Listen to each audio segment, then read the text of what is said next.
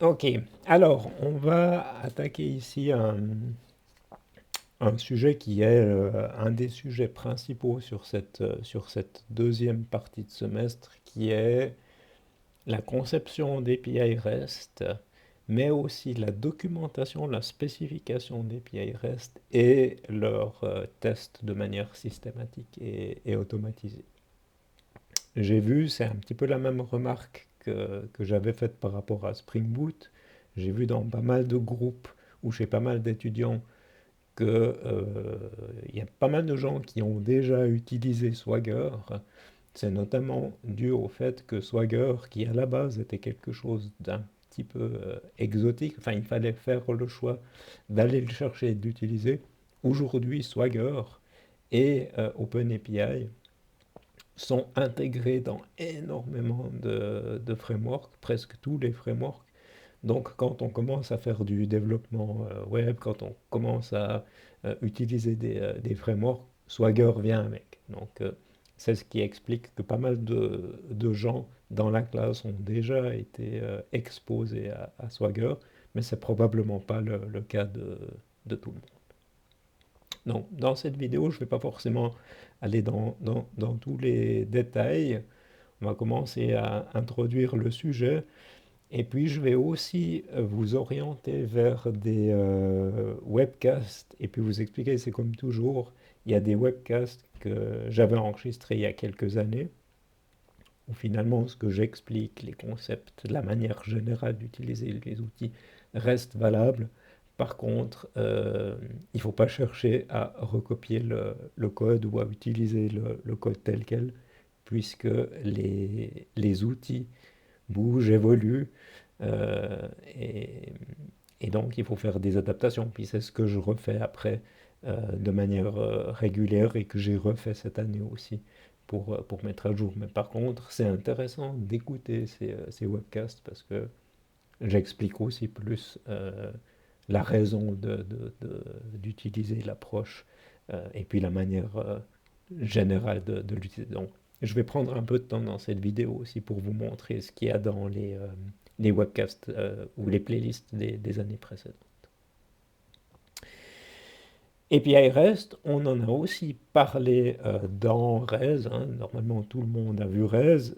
On a un petit peu changé notre façon de faire. Avant, dans le cours PRO, il n'y avait pas du tout de développement web qui se faisait, ce qui fait que les étudiants arrivaient en troisième et puis n'avaient pas de connaissances d'API. C'était aussi dû au fait que il y a quelques années, les API REST étaient moins utilisés, elles sont utilisées depuis longtemps, mais aujourd'hui, c'est des choses que les gens voient de plus en plus tôt quand ils s'intéressent au développement. Donc, dans RES, les gens qui ont suivi RES en 2020, on a déjà introduit ce sujet, donc il y a rien de nouveau. Par contre, on n'avait pas vraiment parlé de conception d'API, on n'avait pas vraiment parlé de bonnes pratiques, on s'était arrêté sur cette notion de ressources, de représentation de ressources, sur les méthodes HTTP qui correspondaient au verbe, et puis à cette analogie qu'on faisait entre CRUD, les opérations CRUD, et le genre de choses qu'on pouvait exposer sur des API. Une des choses qu'on va faire cette année, c'est de dire que CRUD c'est bien, mais CRUD c'est pas tout. Et puis que si on fait des API qui sont purement du CRUD, on va avoir des API qui sont pas faciles à utiliser.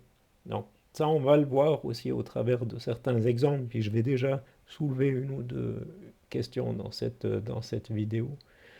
Mais quand on parle de conception d'API, c'est d'aller au-delà de la manipulation directe de chaque ressource.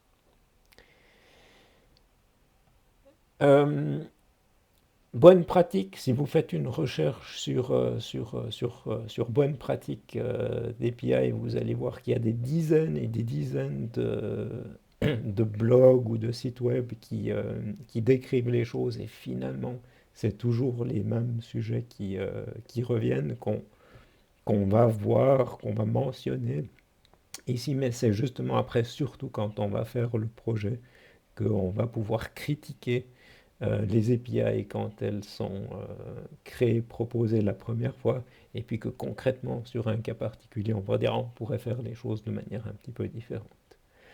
J'ai mis ici trois ressources que je trouvais intéressantes, mais c'est clair que c'est pas les seuls, puis vous allez voir que si vous faites une recherche, vous allez être les 7 bonnes pratiques, les 12 bonnes pratiques, les 11 bonnes pratiques. Ça tourne toujours autour de cette idée. Et puis, les questions, elles sont toujours plus ou moins les mêmes. Puis maintenant, ça fait suffisamment longtemps que les gens développent des API REST pour que ces bonnes pratiques se soient installées. Puis maintenant, très souvent, elles sont même intégrées dans les frameworks.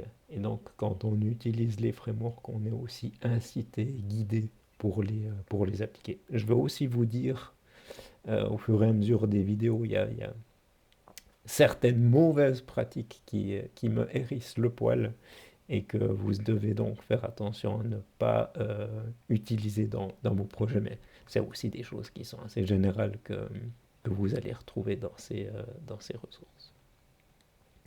Ce que vous pouvez utiliser, c'est un exercice qu'on fait normalement en classe, mais donc là, on va pas forcément pouvoir le faire cette année, mais c'est de partir de cet exercice qui est une petite application de, de gestion de vacances. Donc un employé peut faire une demande pour partir en vacances et puis son manager peut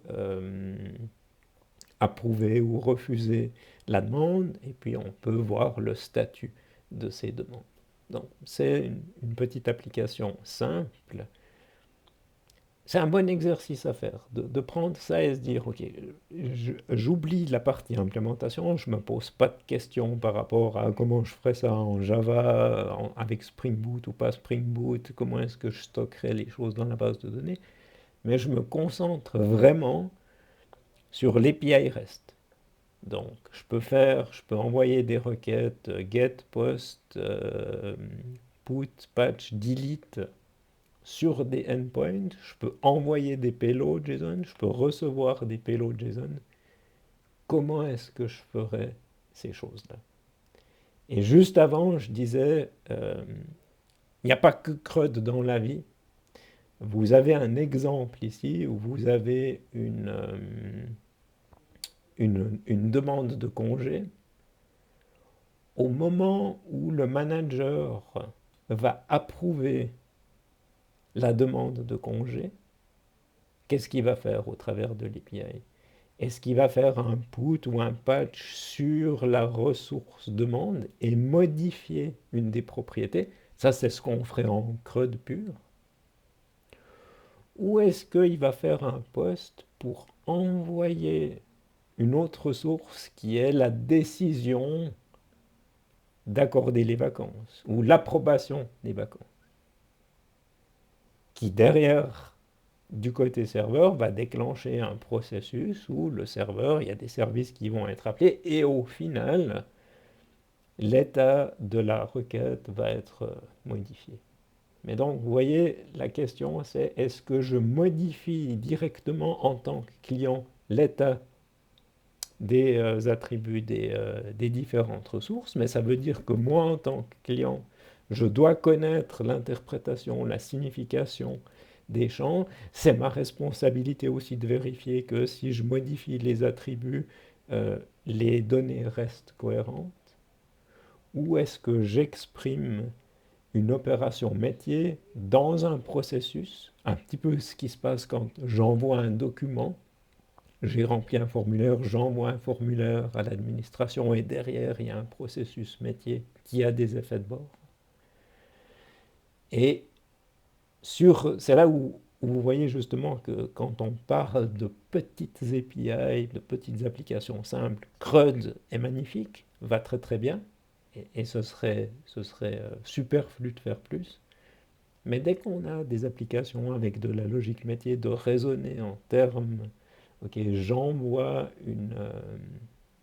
une commande ou une action, et derrière, il y a l'intelligence qui va modifier, et le client exprime juste ce qui s'est passé, déclare, exécute une action, soumet une commande, mais ne connaît pas les détails de l'implémentation des données.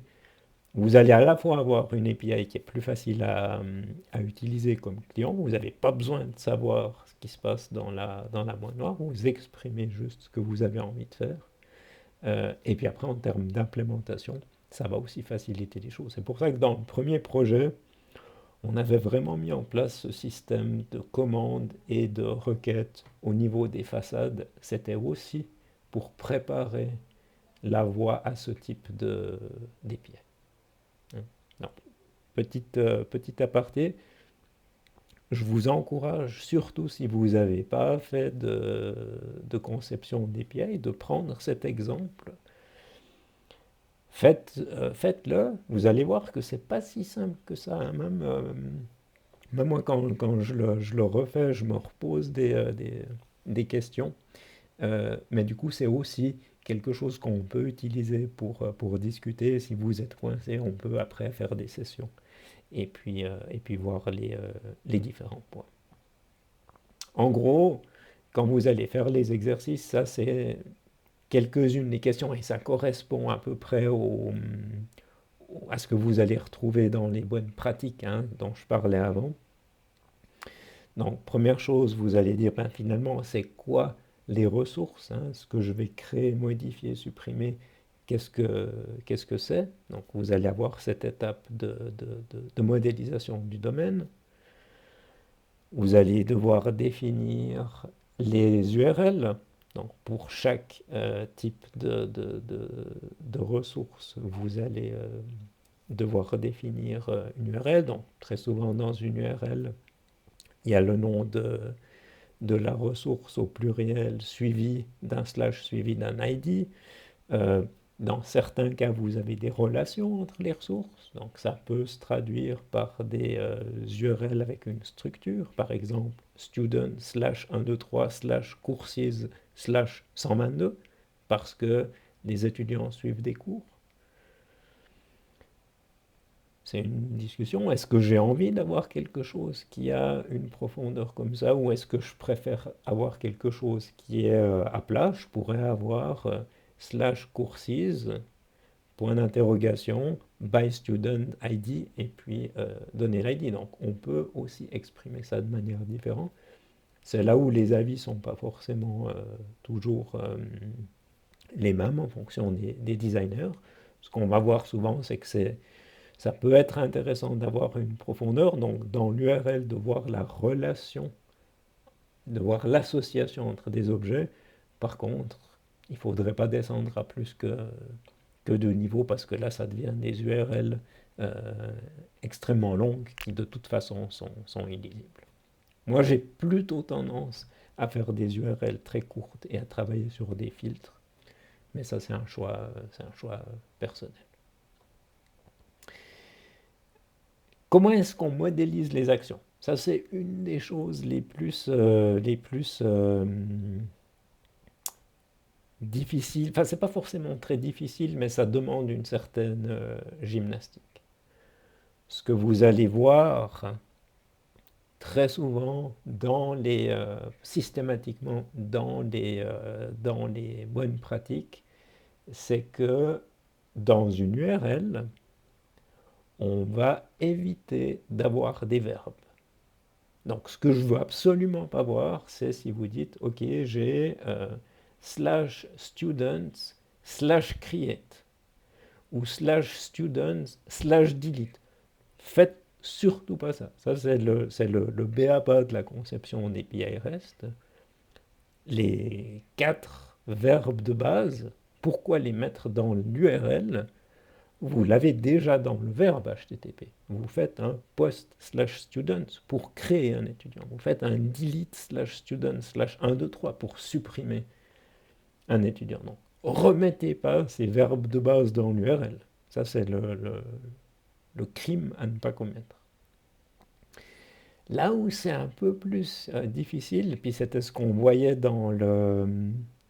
dans le use case ou dans l'exercice des demandes de vacances, si j'ai quelque chose comme approuver ou rejeter, c'est pas les quatre verbes de base, hein, c'est pas le creux dedans. Comment est-ce que je modélise ça? Est-ce que je peux avoir slash vacation requests slash 1, 2, 3 slash approve?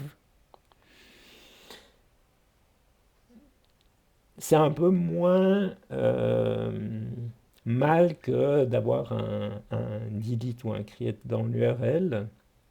Personnellement, je préfère éviter et faire ce que je décrivais avant, qui est de dire, ben, si j'approuve une demande de congé, c'est comme si je remplissais un formulaire qui est une approbation. Donc moi, j'aurais presque tendance à faire un slash approvals et à faire un post dessus. Et puis envoyer un payload JSON avec les attributs. Donc moi, j'ai très très souvent tendance à dire, j'ai un verbe, ben, je vais trouver un nom, autoriser, autorisation, rejeter, rejection, et du coup, ça devient ma ressource. Et du coup, au lieu d'appeler le verbe, d'exécuter le verbe, je crée le nom. Cet exercice-là, cette mécanique-là, ça fonctionne presque tout le temps. Après, vous avez des gens qui sont plus ou moins stricts sur ces conventions. Une des URL où je vais régulièrement m'autoriser à utiliser un verbe, c'est sur le login, le logout, parce que c'est aussi des choses qu'on a l'habitude de voir sur plein d'API. Mais donc, surtout pas utiliser les verbes de base, puis après quand c'est des verbes de ce type ici, où il y a pas, c'est pas des verbes CRUD, ça c'est quelque chose à discuter. Mon style, ça va plutôt être d'utiliser le nom correspondant. Point suivant, pagination. Au départ, on fait son API, on ne se pose pas forcément à la taille des collections. Et puis, dès que vous avez des collections assez longues, enfin, vous avez beaucoup d'utilisateurs, typiquement tous les étudiants de la HEGVD, vous allez vouloir gérer la pagination. Et puis là, il y a différentes façons de faire. Vous pouvez utiliser des informations dans le query string, vous pouvez utiliser des informations dans les entêtes, vous pouvez utiliser l'information de pagination dans le cœur, dans le corps du body que vous renvoyez. Vous allez trouver 5-6 manières différentes de faire la pagination, qui est finalement, en tant que client, je demande la page numéro 3 et je veux des pages de 15 éléments. Ça, c'est ce que j'envoie dans ma demande. Et puis le serveur, lui, il doit dire, ben, ok, en tout, il y a 1053 éléments. Je t'envoie la page 122, éventuellement des liens vers la page suivante et la page précédente. Toutes ces manières, elles se valent. Il n'y en a pas une qui est fondamentalement meilleure que l'autre. Par contre, ce que vous devez faire quand vous avez la responsabilité de spécifier une API, vous devez choisir une façon de faire et ensuite l'appliquer systématiquement à toutes les ressources de votre système. Donc ça, c'est la bonne pratique de base, c'est d'avoir de la consistance. Donc vous choisissez de faire la pagination ou l'authentification d'une certaine manière, ben vous le faites pour toutes les ressources et tous les endpoints. Puis vous ne le faites pas de manière différente au cas par cas, parce que là, comme utilisateur de votre API, c'est absolument horrible à utiliser. Une question qui revient souvent, c'est comment est-ce qu'on fait référence à d'autres ressources? Donc, par exemple, je reçois un payload d'un étudiant qui suit des cours. Je vais avoir les attributs de l'étudiant, first name, last name, Puis après, il suit 10 cours. Où est-ce que je fais, comment est-ce que je fais pour avoir ces informations? Première possibilité, on pourrait imaginer que je reçois un gros payload JSON où j'ai les données de l'étudiant, puis après j'ai un tableau de sous-objets avec quelques informations pour chaque cours, le titre, peut-être le nombre de crédits.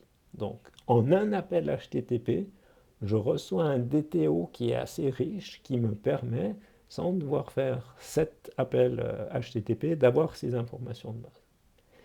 Ça veut dire qu'on embed la ressource liée ou un résumé de la ressource liée dans la ressource principale. L'autre manière de faire, c'est de dire non, je vais recevoir mon objet student, j'ai un tableau, mais dans ce tableau, c'est des références vers chacun des cours. Question, comment est-ce que je fais pour encoder cette référence? On pourrait dire, ah ben, je mets juste l'ID du cours. Ça veut dire qu'après, comme client, je dois savoir qu'il y a un autre endpoint qui va être /courses, puis que si sur /courses, je rajoute comme suffixe cet identifiant, ça va me donner accès. Donc, ça, on peut le faire, mais souvent, ce qu'on va préférer faire, c'est d'utiliser un lien, et donc, je vais avoir mon tableau de cours, et je vais avoir l'URL de la ressource cours. On va gaspiller un petit peu de bytes parce qu'on va répéter le préfixe de l'URL, mais ça va être facile à utiliser. Et si vous regardez la plupart des API, si vous regardez l'API de GitHub par exemple, c'est ce mécanisme qui est utilisé. Et ça vous donne aussi la possibilité. Le client, du coup, n'a pas besoin de connaître la structure des autres endpoints. La structure des autres endpoints peut changer dans le temps. Si on a ces références sous la forme d'URL, c'est pratique. Donc, c'est quelque chose que vous allez très très souvent voir. Et puis, la dernière chose ici, c'est ces notions d'identification. Comment est-ce que je fais pour identifier et authentifier le client qui fait l'appel? Et là, il peut y avoir différents cas de figure. Est-ce qu'on cherche à identifier et authentifier l'utilisateur final, ce qu'on va faire très très souvent. Mais dans le cadre du projet, ce qu'on va chercher à faire, c'est authentifier l'application qui fait l'appel sur le moteur de gamification. Ce n'est pas l'utilisateur final qui va faire un appel sur le moteur de gamification, c'est Stack Overflow. Et donc là, on a des mécanismes un peu différents. Typiquement, dans le deuxième cas, celui qui nous intéresse, travaille avec des clés d'API et des API keys. C'est un mécanisme qui est très souvent utilisé. Voilà, je vais arrêter cette vidéo ici. On a commencé à voir les questions principales. Le résumé aussi, c'est que maintenant, on a tellement d'API à disposition que la meilleure façon de concevoir son API, c'est de s'inspirer de ce qui est fait chez les autres. Et du coup, si vous avez utilisé 3, 4 API, ces questions-là, vous voyez que c'est des choses qui se répètent avec des petites variations. Et de nouveau, ce qui est important, c'est que vous fassiez vos choix et puis qu'après, vous les appliquiez de manière systématique et rigoureuse.